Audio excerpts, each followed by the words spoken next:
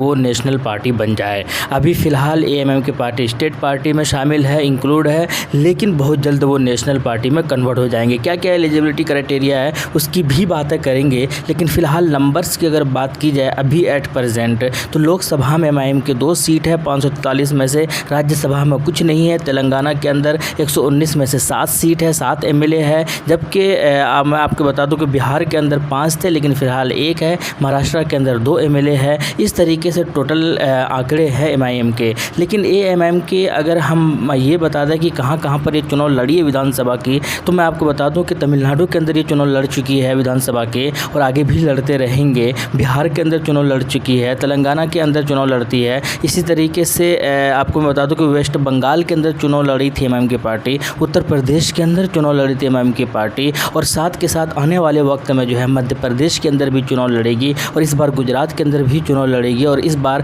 राजस्थान के अंदर भी चुनाव लड़ेगी। साथ के साथ कर्नाटका के अंदर भी पहली बार विधानसभा की चुनाव लड़ेगी एमआईएम की पार्टी। लेकिन कुल मिलाकर क्या ये पार्टी जो है नेशनल पार्टी बन सकती है? तो ऑब्वियसली बन सकती है। जैसे कि मैंने कहा था कि पहले ये 2 राज्य के अंदर नेशनल स्टेट पार्टी बन चुकी थी, एक तेलंगाना के अंदर तो अभी भी है वो स्टेट पार्टी, लेकिन बिहार के अंदर स्टेट पार्टी बन चुकी थी एमआईएम की पार्टी, लेकिन इनके हिस्से से जो एमएलए है वो निकल कर भाग गए। उसके बाद जो है फिलहाल एक ही एमएलए बचे हैं। आइए देखते हैं क्या क्या एलिजिबिलिटी क्राइटेरिया है नेशनल पार्टी बनने के, फिर उसके बाद आपको समझ में आ जाएगा कि कितनी जल्दी जो है बहुत जल्द जो है एमआईएम की पार्टी नेशनल पार्टी बनने के करीब है।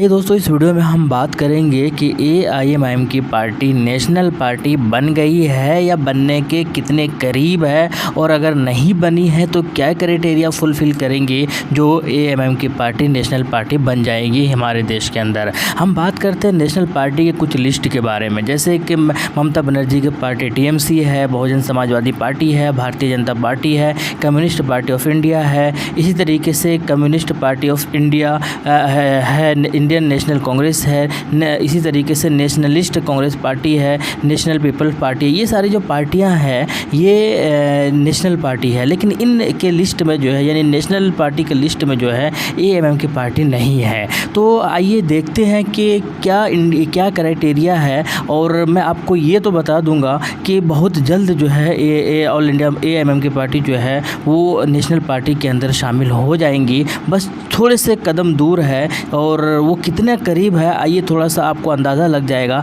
पहले क्राइटेरिया देख लेते हैं और आप फिर अंदाज़ा लगा देंगे कि गुजरात चुनाव के बाद जो है एएमएम की पार्टी बहुत जल्द जो है वो नेशनल पार्टी में शामिल हो रही है। तो आइए देख लेते हैं क्राइटेरिया क्या है नेशनल पार्टी बनने का, कंडीशन क्या है नेशनल पार्टी का। नेशनल पार्टी कंडीशन के बारे में अगर विकिपीडिया पर सर्च करेंगे या गूगल में जाएंगे तो आपको कई सारे कंडीशन मिलेंगे, लेकिन आपको मोटे मोटे तौर पर समझना है कि आसान लफ्ज़ों में आसान भाषा में कि होता क्या है। देखिए सबसे आसान भाषा में समझा जाए तो कुछ कंडीशन है, उन कंडीशन में से कोई एक भी अगर फुलफिल होता है तो नेशनल पार्टी बन जाती है। वो सबसे आसान ये है कि अगर 4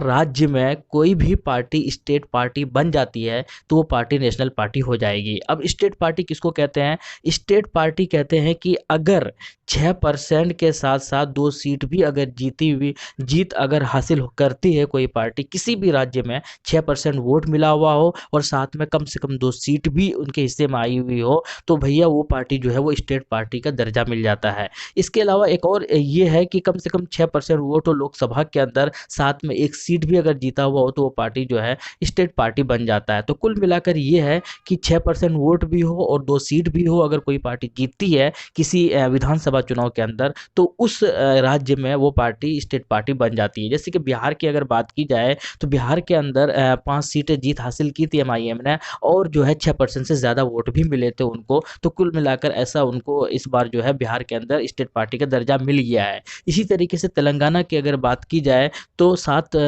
सीटों पर उनकी जीत हासिल हुई है और 6% से ज़्यादा उनको वोट भी मिले थे, इसीलिए वहाँ पर भी उनको स्टेट पार्टी का दर्जा मिल गया था।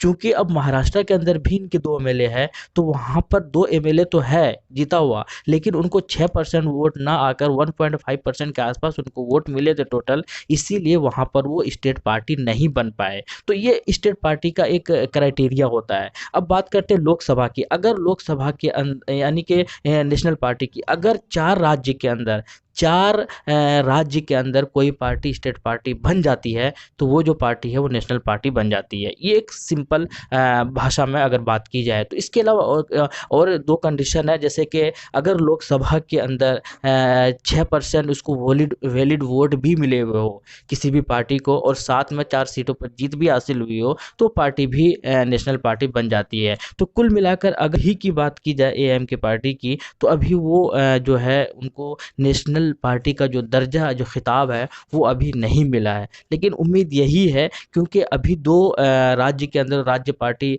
स्टेट पार्टी का दर्जा साहब की ये महिला उम्मीदवार जो है काफ़ी चर्चाओं में है, लोगों की ज़बान पर है, सोशल मीडिया पर है और खूब ज़्यादा वायरल भी हो रहे हैं। क्यों चर्चाओं में है, आइए इस डिटेल से जानने की कोशिश करते हैं। दोस्तों जो नए हैं वो बराए मेहरबानी चैनल को ज़रूर सब्सक्राइब करें और वीडियो को, क्योंकि पहले लिस्ट में इस महिला का नाम आना असदुद्दीन ओवैसी साहब की तारीफ़ हो रही है। असदुद्दीन ओवैसी साहब को लोग इस नज़रिए से देखते हैं, ख़ास करके वो लोग जो एमआईएम को नहीं जानते हैं, उनको ये लगता था कि असदुद्दीन ओवैसी साहब सिर्फ मुसलमानों को उम्मीदवार बनाते हैं। यहाँ पर ये हुआ कि असदुद्दीन ओवैसी साहब ने पहले ही लिस्ट में एक हिंदू बहन को, हिंदू महिला को जो है टिकट दिया। वो हिंदू महिला जिनका नाम कौशिका परमार है, उसे एमआईएम ने उम्मीदवार बनाया है दानी लिमडा विधानसभा से, जो कि गुजरात के अंदर आता है। मैं आपको बता दूं कि ये जो दानी लिमडा विधानसभा है ये शेड्यूल कास्ट के लिए, एससी के लिए जो है रिजर्व सीट है और कौशिका परमार जी है सबसे ज़्यादा डिज़र्व करती हैं कि इस सीट पर चुनाव लड़ने के लिए, क्योंकि सबसे ज़्यादा और सबसे ज़बरदस्त तरीके से जो है यही पॉलिटिक्स कर रही है इस विधानसभा के अंदर। और असदुद्दीन ओवैसी साहब की चर्चाएं इस वजह से भी है क्योंकि असदुद्दीन ओवैसी साहब के बारे में लोग अक्सर यही कहते हैं कि मुसलमानों के ऊपर ये ज़्यादा फोकस करते हैं, मुसलमानों को ही ज़्यादा जो है ये टिकट देते हैं। लेकिन असदुद्दीन ओवैसी साहब ने यहाँ पर एक हिंदू महिला को टिकट देकर सबको गलत साबित कर दिया। एक नज़र दौड़ाते हैं यहाँ पर दानी लिमडा विधानसभा के अंदर पिछली बार क्या हुआ था 2017 के अंदर। पिछली बार मैं आपको बता दूं कि परमार सलेश जो कि कांग्रेस से ताल्लुक़ रखते हैं, कांग्रेस पार्टी ने इनको टिकट दिया था, इनकी जीत हुई थी, जबकि दूसरे पोजीशन पर यहाँ पर बीजेपी और तीसरे पर बीएसपी पार्टी रही थी। लेकिन इस बार चूँकि कांग्रेस के ज़्यादातर वोट जो है या तो आप में गए हैं और बहुत सारे वोट जो है एमआईएम में गए हैं, तो लोगों का मानना ये है कि इस बार एमआईएम सीधा टक्कर जो है यानी कौशिका परमार जो है सीधे टक्कर जो है बीजेपी को दे सकती है। और अगर सब कुछ ठीक रहा तो कौशिका परमार की जीत भी हासिल हो सकती है इस विधानसभा से। तो ये इस चर्चाओं को लेकर खूब ज़्यादा सोशल मीडिया पर चर्चाएं हैं और ये मोहतरमा जो है खूब वायरल भी हो रही है, लोगों को पसंद भी आ रहे हैं और पसंद आने की वजह कई सारे हैं। अच्छे पॉलिटिक्स कर रही है, सबको साथ लेकर चलने की कोशिश करती है, संविधान पर बिलीव रखती है, संविधान को जो है हर चीज़ मानती है और संविधान के दायरे में रहकर ही जो है ये पॉलिटिक्स करना पसंद करती है। इसीलिए असदुद्दीन ओवैसी साहब से इनकी जमती भी है और इसीलिए असदुद्दीन ओवैसी साहब को फॉलो भी करती है। तो आपके क्या कहना है इस महिला के बारे में? क्या लगता है आपको कि क्या ये महिला इस विधानसभा से जो है एमआईएम को जीत दिला सकती है या नहीं? कमेंट सेक्शन में बताइएगा ज़रूर। मिलते हैं नेक्स्ट वीडियो में। Thank you. जय हिंद।